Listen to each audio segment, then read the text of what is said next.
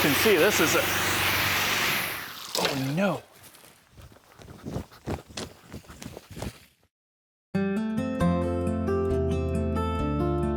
So it's looking like a really dry summer this year, and we're concerned about the fire hazard or potential for wildland fires here in our area. So we got a small tank. I say a small tank, it's a 350-gallon tank for the back of the truck, and we're filling it up for the first time, and we'll see how the springs on the truck look. I'm thinking that I might have been able to get away with a 450-gallon tank, but we'll see. But anyhow, we got this fire pump. I say fire pump, it's a high pressure water pump. Not like a pressure sprayer that you'd spray your car off with, but it's they call them a pressure pump, because some pumps are like trash pumps. They're made to move dirty water, things like that. This is made to move clean water, but it can build up quite a bit of pressure. This particular one, it has a Honda engine, but it came from Northern Tool.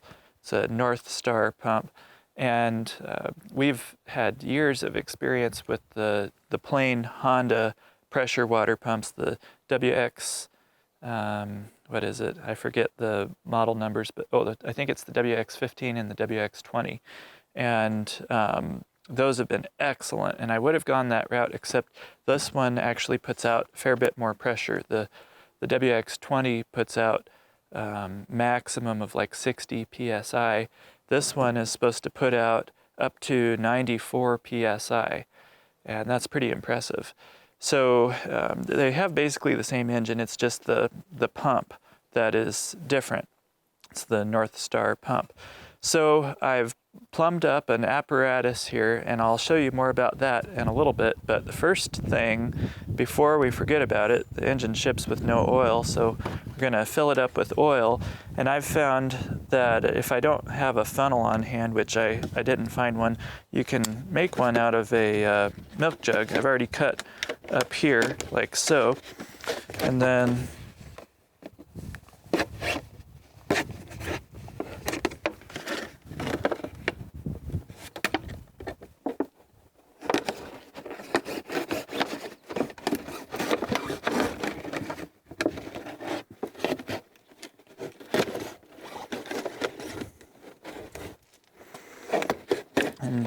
this is just I want to make this part big enough to pour into.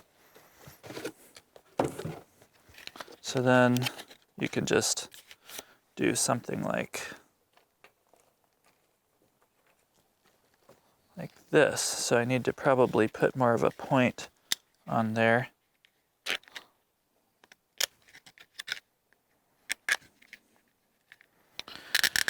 Yes, I need to sharpen my knife.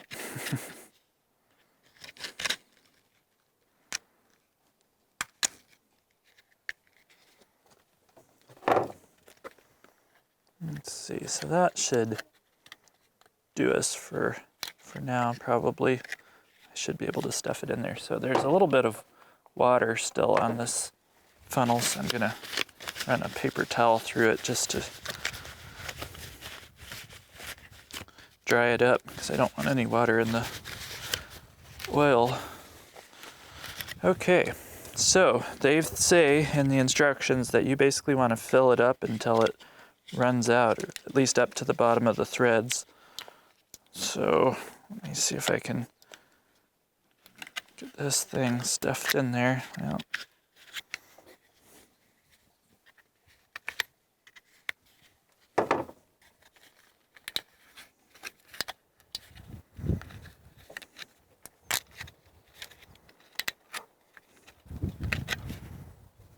okay, and especially for small engines like this where there's not much oil in it, I really like going with the best.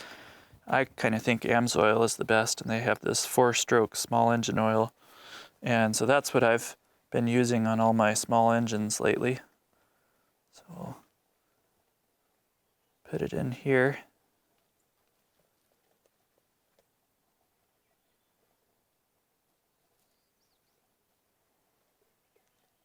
don't think this engine is going to take a whole lot of oil. It's a pretty small engine, which is a good thing because that means it's not going to use a lot of fuel either. So let's fill up with gas. On all my small engines, I like to use non-ethanol gas. You can usually find it at 1 or 2 local gas stations, and that's definitely the way to go for any kind of a small engine like this. Talk to a small engine mechanic and most of them will tell you that ethanol can do some bad things to your engine. These are my all-time favorite gas cans, by the way, these no-spill containers. They make it so easy to fill up generators and small engines like this. And if you have to haul them in the back of your car, you don't get nearly as much fumes and things like that. So we've got the pump ready to roll. And so what we have here is I've actually done a couple of suction hoses. This is one for hooking straight up to the tank here. I have another one that's longer. It's like I think it's a 20-foot suction hose, and that's for if I need to pull my truck up to a creek and drop a hose in the creek to draft out of that creek and fill my tank up, or spray something down or whatever. That's what the long one is for. But it would be kind of like dealing with an anaconda for something like this. And so I plumbed in a valve here at the tank, and you could certainly use a brass valve, but I figured since the fittings on the tank were plastic, it would probably be a little bit better to go with a plastic valve, and those banjo valves seem pretty sturdy. So I went that route, and I'm using a cam lock type fitting for my suction end of things because they are fairly quick disconnect and they're really sturdy. They're not going to just shake off. And so you just push it on, and so you're connected now. And then the other end of this, if I'm pumping from up here on the truck, actually I would probably want the pump facing this way so that my hose is pointing out. So if I do that, now we're connected to the tank. And so then to fill the tank up, all I have to do, or to prime the pump, all I have to do is just open that valve right there, and it will allow water to come in, and then I'll open my fill plugs and everything. So just a little bit of explanation about what we have going on here before we crank this thing up. And you're going to get to see the first time we crank this up, and because I haven't started it up yet. I just got it plumbed up. So I showed you the suction end of things. What we have going on here, this is a 2-inch output from the pump. And so I'm necking it down to 1.5 inch hose here because that's what I'm using. A 2-inch hose would just be pretty unmanageable for a lot of applications. 1.5 inches will be plenty for what I might need to do, because for one thing, I don't have a lot of water here. And so I can only, you can only spray for so long with when you're putting out an enormous amount of volume. So this is a funny looking fitting here, isn't it? And what this is called a quarter turn wildland fitting, or some people call it forestry fitting. And it's basically a quick disconnect that they use in the wildland fire industry for connecting hoses together. And let me show you this hose over here. And basically this is how it works. And you'd have no male or female ends. All the ends are the same, so it doesn't matter which end of the hose you grab, it's going to fit in anywhere. And so I can hook my nozzle on here just with 1/4 of a turn, just like so. And it has a rubber gasket there and a rubber gasket there. And with pretty much all your fire hoses, they rely on rubber gaskets to do the sealing, not the threads. With plumbing, typical plumbing, like NPT plumbing threads, it'll rely upon the threads to do the sealing, but fire hoses use the gaskets to do the sealing. And I'll show you how I put these on in a little bit. But, you know, I just hooked this up to the nozzle, but I can take this same end, run it over here, and hook it up to my pump. And now it's ready to go there. So these are really, really handy, quick fittings, quarter turn wildland or forestry fittings. So the other thing that I have going on here, and I could just go this route, and if I wanted to go this route, I have a little cap here where I can cap this whole end of things off, and I've just got this right here. The problem with this kind of a setup is if you're out and putting out spot fires here and there because you have a limited amount of water, you're not going to want the hose going all the time, so you open it just a little bit, put the fire out, and then close it. If you're in that kind of a situation and you don't have an extra person here to man the pump where they could turn the pump down or turn it off when you're not spraying, then you could end up with a situation where you've got your nozzle closed, this pump is going full blast, and no water is moving through the system because your nozzle is closed. And in that situation, this pump can heat up and build up a fair bit of heat, enough to do damage. And so what I've set up here, and I don't know if this is going to work, at least part of this, I don't know if it's going to work, but I'll show you what I have set up and we'll find out if it's going to work. And that's this right here.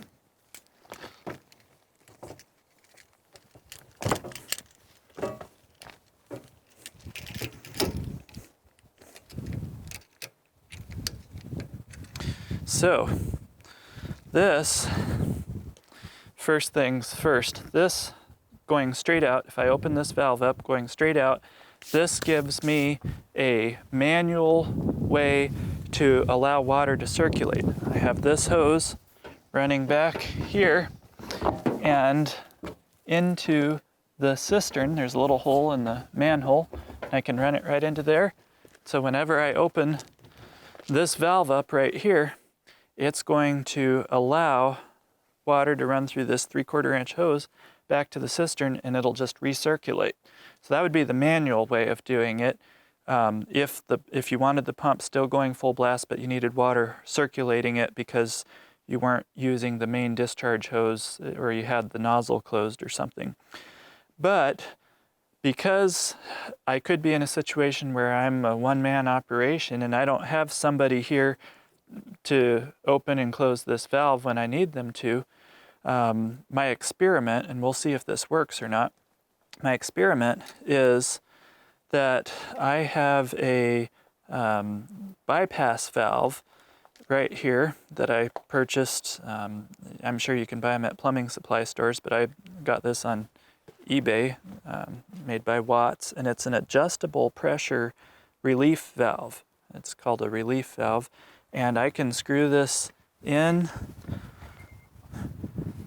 and it will increase the pressure limit where it's not going to open up unless it's over like 150 psi there, or I can screw it out and it has a range of like 50 to 175 psi, something like that.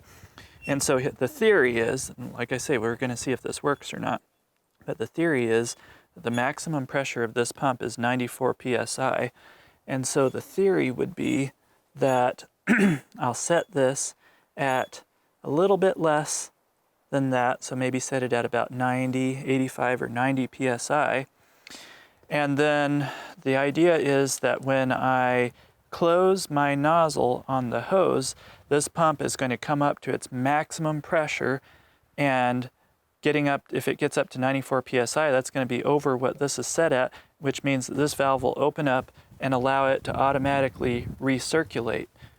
And then as soon as I open my nozzle, that's going to drop the pressure in the system a certain amount. Hopefully it'll drop the pressure enough to where this valve will close and all the water and pressure will be available here in the main discharge hose. That's the theory. We'll find out whether that works or not.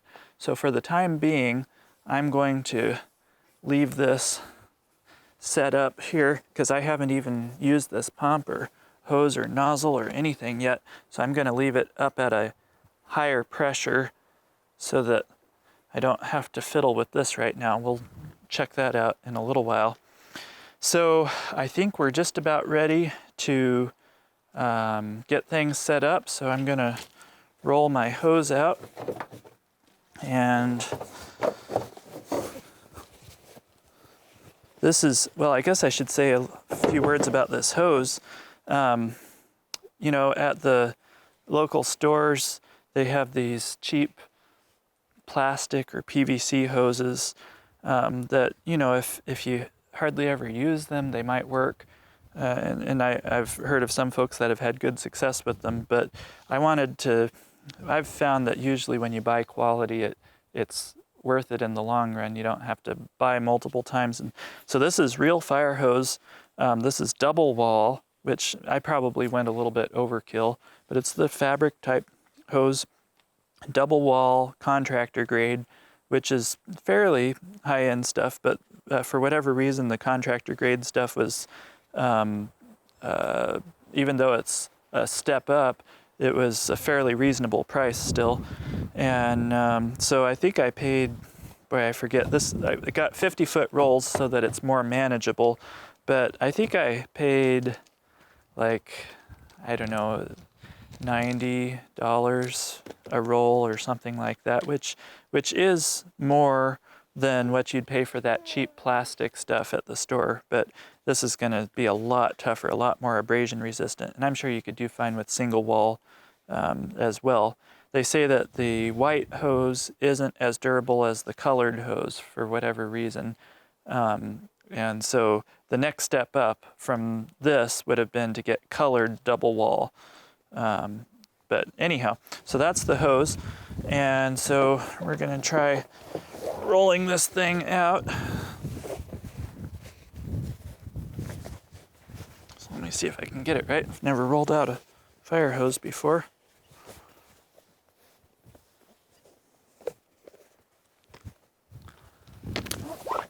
Ah. Well, that didn't work so well. So we'll go ahead and connect her up there.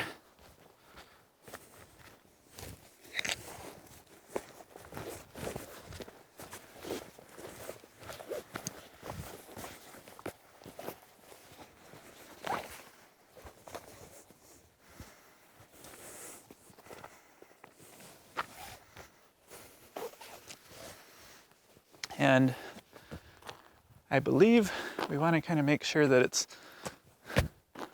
yeah, flat or lying the same direction like that. So then I'm going to grab the nozzle. We'll put the nozzle on the end. And I'm going to assume, this is the nozzle, by the way, that I got. And you can see I screwed a quarter turn wildland or forestry connector on the nozzle as well. It had threads on it, and so this is what actually opens the nozzle up and closes it. But I just screwed this on here. I really cranked it on, so I don't know if I can get it off. There we go. But it has a washer in there. You'll find that with fire hoses, they come in two varieties. There's the NPSH threads, and then there's, I think it's NST, and another way of calling it is NH, I believe, something like that. Anyway, the NST threads are typically what's used in United States fire departments, and NPSH is typically used in Canada, Canadian fire departments, but for some reason, in wildland firefighting, NPSH is what is commonly used. So because, you know, I don't know if this would ever happen, but I want to be prepared to where I could interface with wildland firefighters if we had a fire coming through here where our hoses would be interchangeable, nozzles and that sort of thing. So I went with the NPSH. And so that's what this nozzle is NPSH. And you can buy these quarter turn fittings for NPSH, the NST, or for regular pipe threads, and that's called NPT, National Pipe Thread. But anyhow, like I said, this doesn't rely upon the threads to do the sealing. It relies on that gasket in there. So I'm gonna really crank that on. We'll see. I have never used these before, and so we'll see if I end up having to get some tools out to crank them on. If we start seeing leakage in any of these connections, then we'll know that I need to crank them on with tools. And I think they make wrenches that make it very easy to do that, but I've just been doing it by hand. So I'm going to screw this on to the end of this hose, or I say screw it on. It's 1/4 of a turn. And I'm going to guess on what is the closed setting. I'm assuming that that would be closed.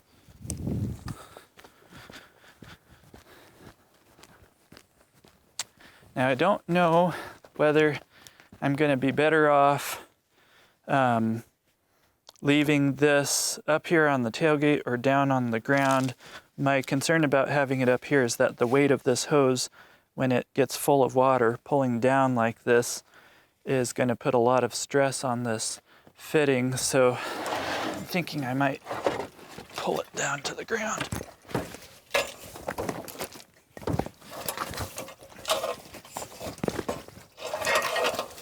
But yeah, that can work.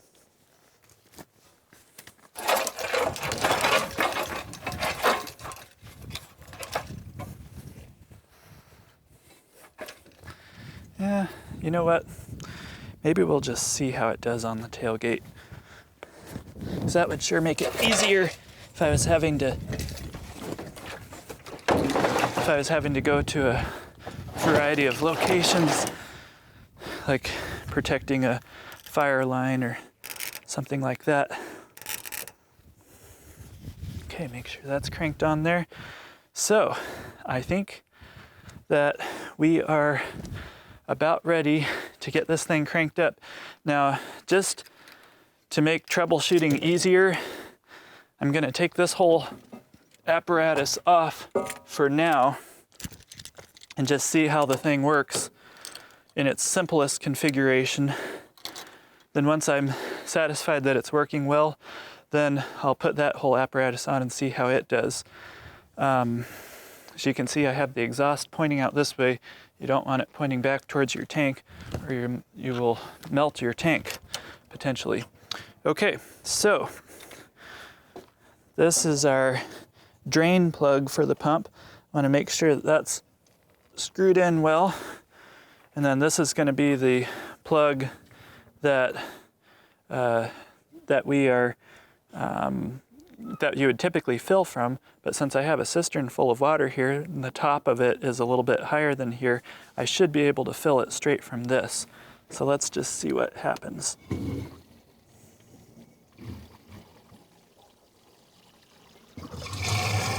There she goes. All right, now that's the easy way to fill.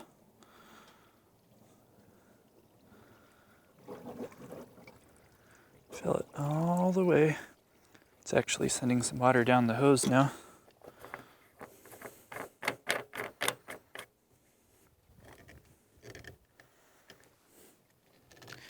You know what? On second thought, I think I'm going to put this back on, because what this is going to allow me to do is to leave this valve open and get the air out of the system. So I'm going to open this valve so that as soon as this starts up, it's going to go down there and reach that nozzle, which is closed. It won't be able to go any further there. But if I leave this valve open, it'll be able to recirculate to the tank, and that'll give it an easy way to get primed quickly. So we have gas, we have oil, and we have water, so we should be good to go. Let's see what happens.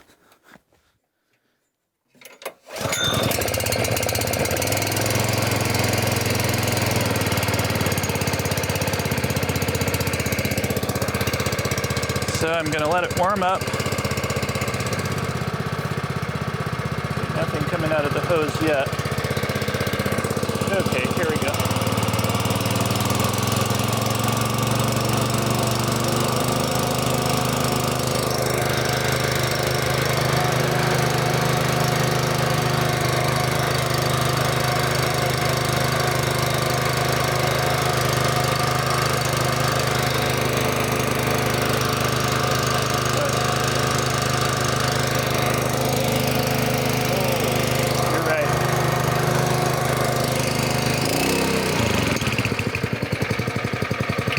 That was really dumb. I forgot to open this valve. Thank you. Okay, so before I start it, I'm gonna open this valve up.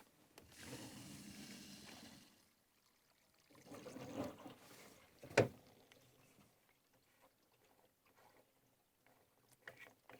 do still have water coming out of there. So we should be good to go. I'll turn the throttle about halfway and all the way unchoke.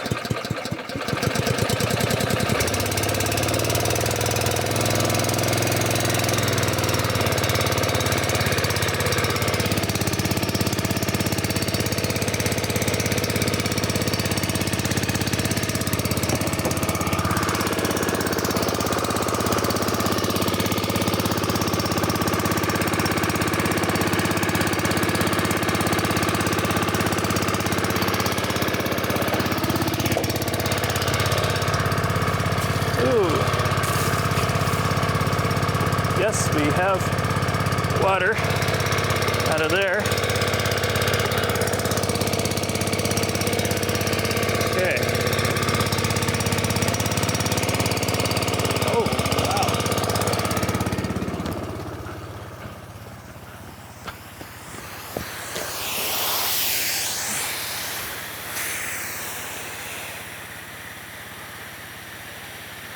That's pretty impressive.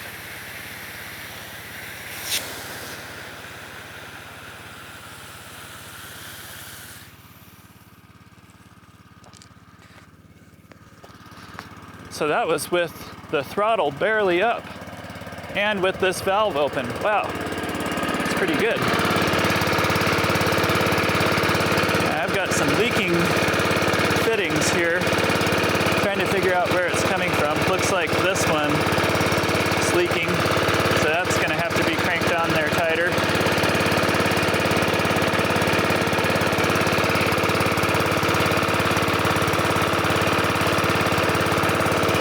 Feel a mist coming from somewhere. I think it's coming from there. Anyhow, okay, so we'll try cranking this up.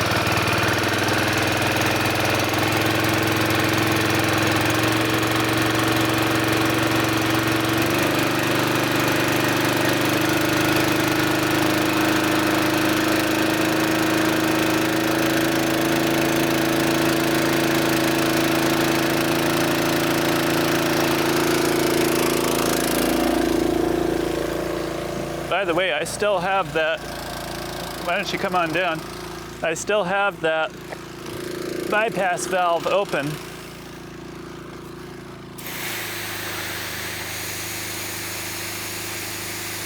Wow.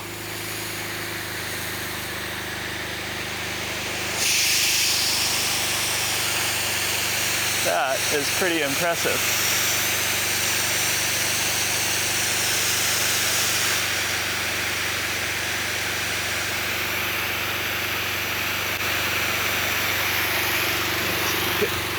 You can see this is a, oh no. So we had a little bit of a mishap, and what happened was I was trying to drag the hose around and forgot about the fact that the pump was sitting here on the tailgate with nothing holding it on, and actually pulled the pump off at the tailgate, and I was really thankful for this cage because it really saved the pump. The pump was fine. But my point of I guess you might say the weakest link in this chain was my cam lock fittings. They were actually this right here. I had plastic on there, and so for that reason, I was kind of thankful I had plastic because it broke and kind of served to absorb some of the shock, and that was the only thing that got damaged. So I've replaced it now with aluminum cam lock fittings, and I've secured the pump to the truck. Yeah, I could put it down on the ground, but it's just kind of more handy up here. If I needed to run around, you know, if I needed to go from one spot to another, it'd be a lot handier to have it here on the truck. Facing this way, the exhaust goes off there. and the hose comes straight off the back of the truck, so that works well. One other thing I did was I have now put a valve in on my automatic pressure valve. I didn't get a chance to check this out before my accident happened yesterday, so we'll check that out now, but I have a valve here just in case I were to have a malfunction, like if for some reason this valve broke or stuck open or something, I can always close it, and I'm not going to be having losing pressure and lots of water in the circulation system. So I've got total control now. I can close this one, or open either one. So I'm going to leave that one open, and I've connected actually both lengths of hose here, and so we've got 100 feet strung out there. I do want to get more hose in the future, but that's what we have right now. I've never bought fire hose before, so I didn't know what to expect, and I didn't want to invest in too much till I did. I really like these quarter turn fittings, by the way. They've performed flawlessly. One thing, I thought that my fitting here was leaking, but it actually wasn't. Come to find out, there's a little, you don't see it dripping now because I've turned the valve off from the tank, but there's a little tiny pinhole leak in the actual casting of this cast iron, I don't know what you'd call this, but this cast iron piece here. And so I've called Northern Tool, and they're sending me a new one of these. That seems pretty odd, but anyhow, that's what that was all about. So hopefully we won't have any more leaks. We'll find out. And so we'll start her up. And so I'm going to go ahead and open this up. You'll start seeing this leak there.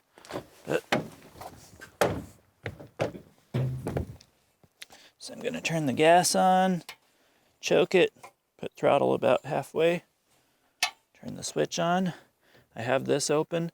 My nozzle is closed on the end of the hose because I have this open, so it should be fine.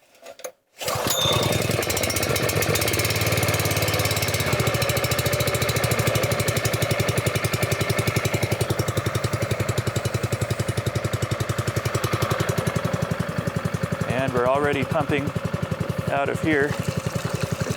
I actually threaded a garden hose fitting on the end of this hose so that I could connect my pseudo fire nozzle. I have a little nozzle that screws onto a garden hose that's kind of a cheap fire nozzle, and so if I needed to have two things going at once, I can do that there. And so it should be sufficiently warmed up.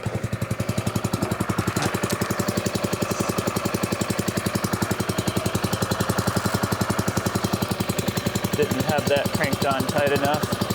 Looks like that's our main leak there. I can see it coming out of the pinhole. That is so strange. Huh. Don't see anything leaking out. I don't see anything else leaking so far.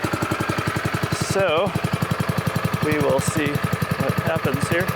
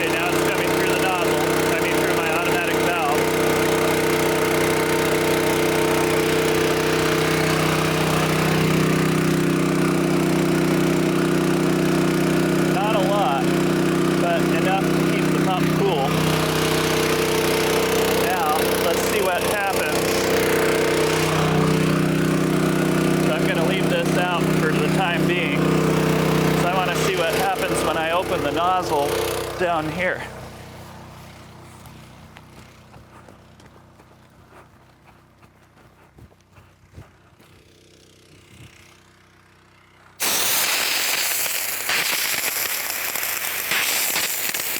Getting the air out of the hose. Now that's the 60 gallon per minute setting there.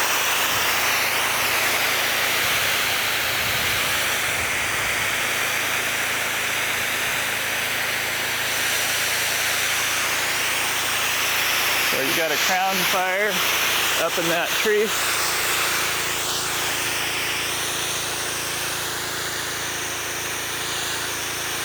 Get up there and try and put that fire out.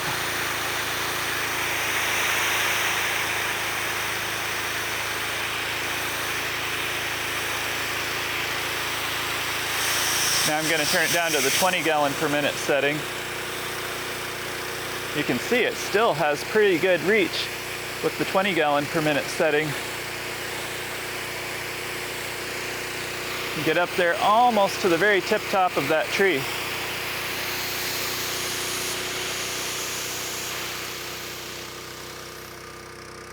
Okay, so I never saw that valve close back there. It has more water coming out of it now than it did.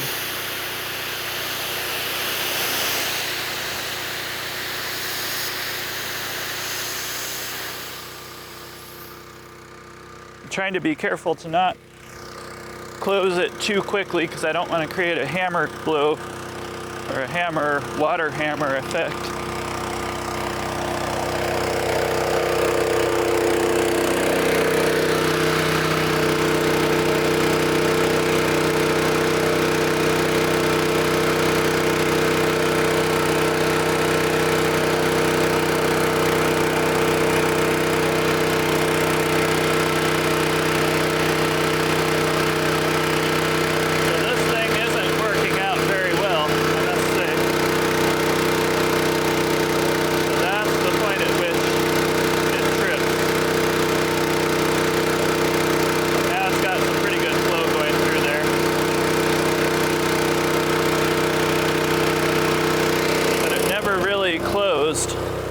When I opened my nozzle,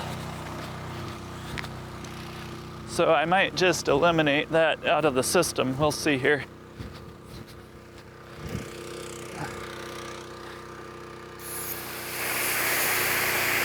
So it slows down when I turn the fire hose on. Okay, now it's almost stopped. When I turn it to 60 gallons per minute, it almost stops, but not quite. So watch this fog nozzle. You can create like a water blanket almost. It's phenomenal. You can seriously water the lawn with this thing too. So now we're on 20 gallons per minute.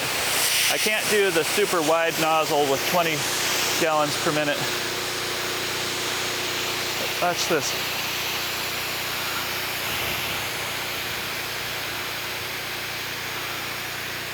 So that's with the 20 gallons per minute. I could hit our greenhouse if I wanted to. Now let's try with the 60 gallons per minute.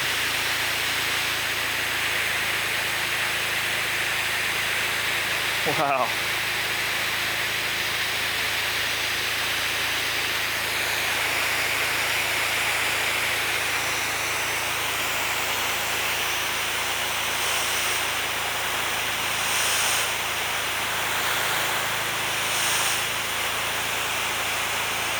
That's with the 60. Let's try with the 20 now.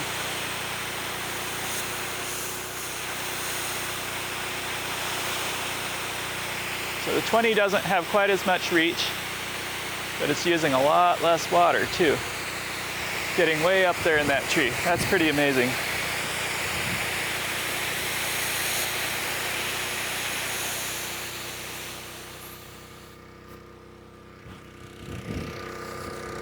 Now I'd better get back, because this, well, the valve is open. So I guess it's kind of doing its job.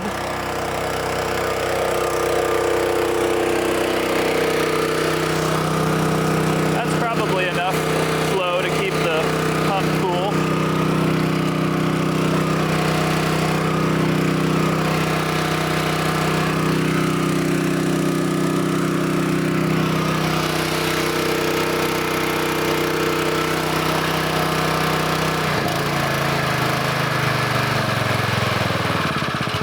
Show you something. Even with this pump at idle, I want to show you what it can do. Now I'm going to go ahead and close this. Now watch this.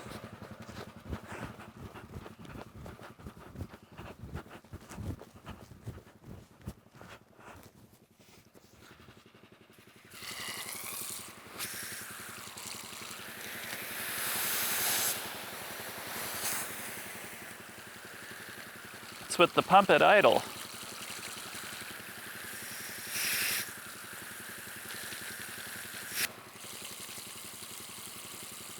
Not bad, huh? If you just had to put out spot fires, something like that, that's probably equivalent to a good garden hose. And that's with the pump at idle, so then you're using much less water. If you just had spot fires to put out, and you're not risking heating your pump up as much because the pump is running much slower. You don't have nearly as much reach, but hey, that's not bad. You know, that's about what you'd get from a garden hose with a good nozzle.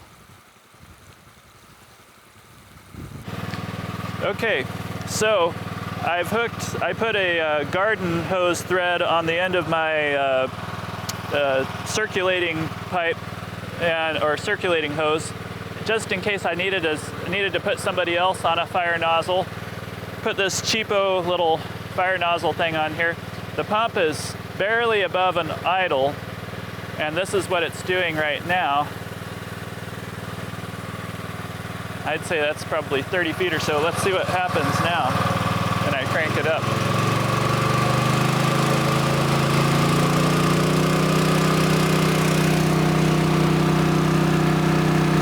Wow.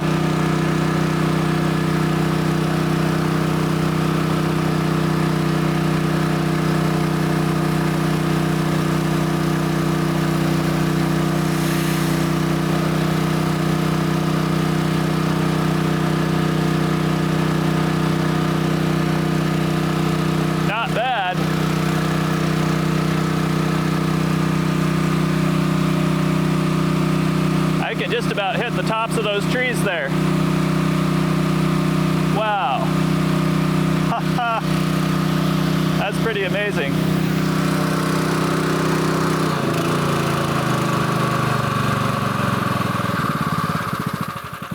Now with it at idle, doesn't do a whole lot at idle, but if it's slightly above idle, that's just slightly above idle, and that's not bad there.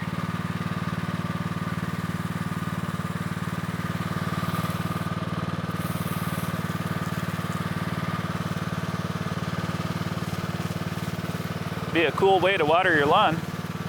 Anyhow, so that's how this works. You got two nozzles now, a two nozzle setup, and I dare say that with this thing cranked up, it would handle both of these nozzles, and you wouldn't see any difference in performance from the big one, I don't think, because there's a 2-inch output or 2-inch input to this thing, and so this is an 1.5-inch hose, and so you could easily handle, I think you could probably handle a couple of 1.5-inch hoses without seeing too much performance problem. So anyhow, that's how this works.